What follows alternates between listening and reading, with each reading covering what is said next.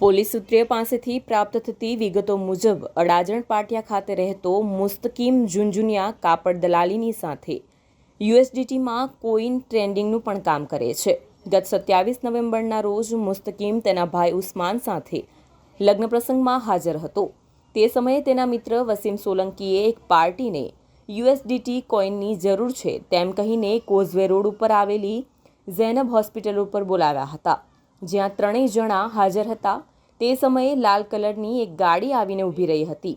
તેમાંથી એક માણસે નીકળીને કારમાં બેસેલા મુસ્તકીમના ગળા ઉપર છરો મૂકી દીધો હતો અને પોતાની સાથે કારમાં આવવા દબાણ કર્યું હતું.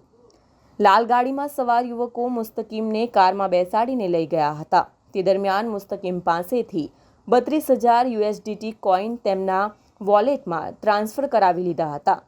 સાથે જ મુસ્તકીમ પાસેથી રોકડા 10,000 રૂપિયા લૂંટીને તેને લિંબાયત ઝોન ઓફિસ પાસે મૂકી દીધો હતો. તે સમયે ઢીકા મૂકીનો માર મરાતા મુસ્તકીમને હોસ્પિટલમાં દાખલ કરાયો હતો.